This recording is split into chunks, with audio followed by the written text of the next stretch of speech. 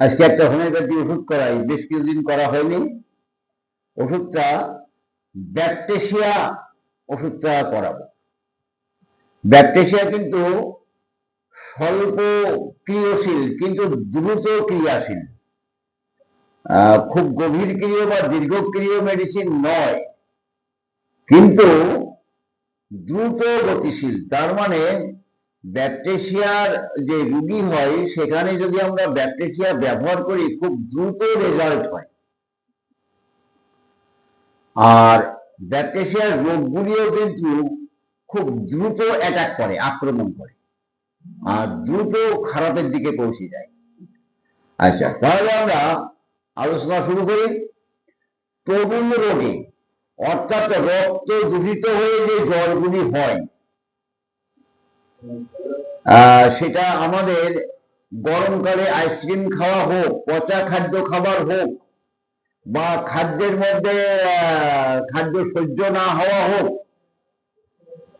এই ধরনের অবস্থা থেকে আমাদের হজম যন্ত্র সাধারণত আক্রান্ত হয়। তা তরুণ রোগের ক্ষেত্রে, অ্যাকিউট ডিজিজ, তরুণ রোগের ক্ষেত্রে সাধারণত ইন্ডিভিজুয়াল ডিজিজের ক্ষেত্রে আমরা লক্ষ্য করি। এখানে কিন্তু স্পোরাডিক্যাল বা এপিডেমিক ব্যাকটেশিয়া যদি হয় আমার জানা নেই, তবে হতে পারে, না হওয়ার কিছু নেই। যদি ওই রকম কোনো ক্ষেত্র কখনো আছে, হতেও পারে। যাই হোক, সে স্পোরাডিক্যাল ডিজিজ হোক আর এপিডেমিক ডিজিজ হোক আর ইন্ডিভিজুয়াল ডিজিজ হোক, তাতে কিন্তু আমাদের ওষুধ নির্বাচন করতে খুব একটা যায় আসে না। তরুণ রোগ জানতে পারলেই হবে আর লক্ষণগুলি। তরুণ রোগে অর্থাৎ রক্ত দূষিত হয়ে জ্বর, যে কোনো রকমের জ্বর, আমাশয়, উদারময় ইত্যাদি রোগ অবস্থায় রোগী যখন অল্প সময়ের মধ্যে রোগী রোগাক্রান্ত হলে এবং অল্প সময়ের মধ্যে প্রচন্ড দ্রুত গতিতে প্রচন্ড দুর্বল হয়ে পড়ে। দ্রুত গতিতে অ্যাকোনাইটের দ্রুত গতিতে খারাপের দিকে পৌঁছে যায়, কিন্তু দুর্বলতা ওখানে বড় কথা নয়। প্রচন্ডতাই ব্লেড না, অ্যাকোনাইটের প্রচন্ডতাই বা ভীষণতাই বড় কথা। আর ব্যাকটেশিয়ায় কিন্তু দুর্বলতা, দ্রুত দুর্বল, এবং দুর্বলতার সাথে সাথে তার পেশি সকলে একটা যন্ত্রণা শুরু হয়, কামড়ানো যন্ত্রণা, টাটানো, ব্যথা অনুভব হয়। ঠিক মনে হয় যেন রাস্টক্স প্রথমে, কিন্তু রাস্টক্স কিন্তু অত দ্রুত দুর্বল হয় না। আর মলমূত্র বা মুখের গন্ধ, নিশ্চিত স্রাবের গন্ধ, একটা মরা পচার ন্যায় দুর্গন্ধ। তোমরা যদি ব্যাকটেশিয়া রোগীকে ফলো আপ করো তাহলে লক্ষ্য করতে পারবা যে পাশে বসুক বা পাশে দাঁড়াক, তার মুখ দিয়ে এমন একটা গন্ধ বেরাবে যে তোমাদের স্মৃতি কপটে আটকে থাকবে যে এইটা ব্যাকটেশিয়ার দুর্গন্ধ, উপলব্ধি করতে হবে।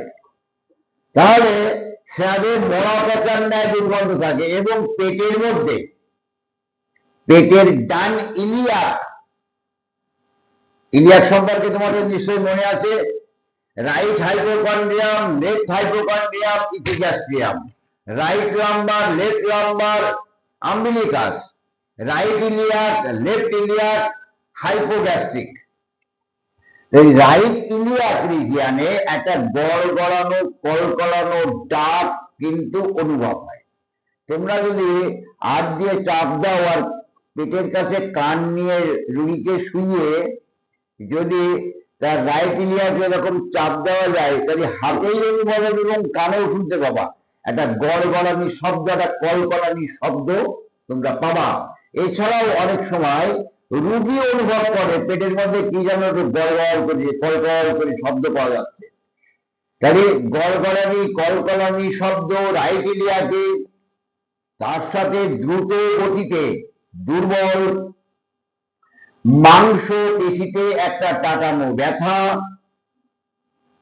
জ্বর, রক্ত দূষিত হয়, হজম যন্ত্রের গোলযোগ ঘটে, মুখে একটা মরা পচার ন্যায় দুর্গন্ধ থাকে, পেশি সকলের মধ্যে একটা ব্যথা থাকে, তা সেই জ্বর হোক, আমাশা হোক, বা লুজ মোশন, ডায়রিয়া হোক, বা জ্বরের সাথে পাতলা পায়খানা হোক, এই অবস্থাটা কিন্তু আমাদের ব্যাকটেরিয়ার মূল ক্ষেত্র।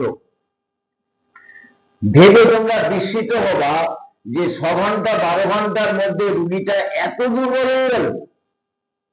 এই দ্রুত দুর্বলতা রাইট ইলিয়াকে গড়গড়ানি, কলকলানি একটা শব্দ আর নিশ্চিত স্রাবে দুর্গন্ধ, হঠাৎ এমন পচন শুরু হয়, মুখের মধ্যে তার গন্ধ বেরোতে থাকে। নিশ্চিত স্রাব মলেও এরকম একটা বিচ্ছিরি দুর্গন্ধ বার হয়। যদিও আমাদের বলা হয় পডোফাইলামের মলে সাংঘাতিক রকমের দুর্গন্ধ থাকে, কিন্তু পডোফাইলামের মলের কিন্তু প্রাচুর্যতা মানে প্রচুরতাটা বেশি থাকে।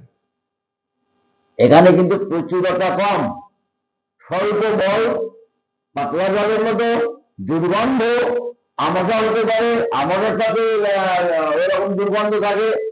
এই লক্ষণগুলি কিন্তু আমাদের ব্যাকটেরিয়ার মূল বৈশিষ্ট্য। এই মূল বৈশিষ্ট্যগুলি আমাদের খেয়াল রাখতে হবে। শরীর আভ্যন্তরে শৈলেশিক ঝিল্লি ক্রিয়াস্থান কোথায় কোথায় কাজ করে? শরীর আভ্যন্তরে শৈলেশিক ঝিল্লি, মিউকাস মেমব্রেন যাকে বলা হয়। আচ্ছা, রক্তাম্বস্রাবী ঝিল্লি আর পেশি সকল, তাহলে এই মাংসপেশি, মিউকাস মেমব্রেন আর রক্তাম্বস্রাবী ঝিল্লি মানে যেখান থেকে রক্ত নির্গমন হয়, মিউকাস মেমব্রেনের তলেই সাধারণত থাকে। আর যে পাতলা পায়খানা করছে তার মধ্যে রক্তের ছিট থাকতে পারে, আমরা পায়খানা করছি তার মধ্যে রক্তের ছিট থাকতে পারে। আর এই যে রোগের কারণ বলতে এক্সাইটিং কজ হিসাবে যেটা আমরা লক্ষ্য করি, দূষিত বা পচা খাদ্য খাবার খাওয়া, দূষিত জলপান করা, এছাড়াও টাইফয়েডের টিকা নেওয়ার কারণেও কিন্তু আমাদের এই অবস্থাটা হয়। বুঝলে, পচা কোনো দ্রব্য নিয়ে কাজ করা। ঘটকের বইতে লেখা আছে একটা পেশেন্টের ব্যাপারে, তিনি ওই গোবর, 2-3 দিনের বাসি গোবর এইগুলি নিয়ে কিছু কাজ করেছিল এবং তারপরেই তার জ্বরাক্রান্ত হয়। তাই যে কোনো পচন দ্রব্য সংস্পর্শে যাওয়া, পচা কিছু খাদ্য খাবার খাওয়া, জল হোক বা দূষিত জল পান করা হয়ে গেছে, এছাড়াও টাইফয়েডের টিকা নেওয়া, এইগুলি হচ্ছে এক্সাইটিং কজ। তাহলে এই কারণ থেকে কি হলো, আমাদের স্টমাকের মধ্যে হজম যন্ত্র আক্রান্ত হল। Stomach, small intestine, large intestine আক্রান্ত হলো, মিউকাস মেমব্রেন আক্রান্ত হলো, রক্তাম্বস্রাবী ঝিল্লি আক্রান্ত হলো, সাথে সাথে জ্বর এসে যাবে। রক্ত দূষিত হয়, জ্বর এসে যাবে, আর দ্রুত হারে দুর্বলতার দিকে পৌঁছে যাবে। দ্রুত ভেবে কল্পনা যাবে না যে এত দ্রুত দুর্বল। আর এই যে হজম যন্ত্র আমাদের থেমে গেছে বা হজম যন্ত্র সঠিক কাজ করেনি, সেটা রাইট এরিয়াতে চাপ দিলে একটা গল গল কল কল শব্দ। জ্বরের রোগীর মধ্যে যদি এটা পাওয়া যায়, পূর্ণাঙ্গ লক্ষণ হয়তো পাচ্ছি না, কিন্তু জ্বর সাথে আর ওই ডান এরিয়াতে চাপ দিয়ে কলকলানি শব্দ, পরে দুর্গন্ধ আছে, তাহলে আমরা কিন্তু প্রথম চান্সে ব্যাকটেরিয়া ব্যবহার করতে পারি।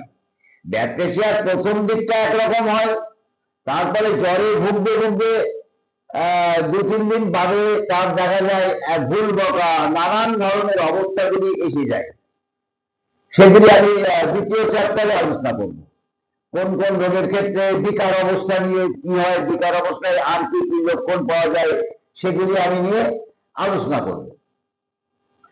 এই যে মূল চিত্রটা কেন হলো, কোন অঙ্গ কোন কোন অর্গানগুলি আক্রান্ত হলো, আক্রান্ত হওয়ার পরে তার কি হলো, জ্বর, উদরময়, আমাশা, এইরকম ধরনের কিছু তরুণ জাতীয় রোগ এসে উপস্থিত হয়।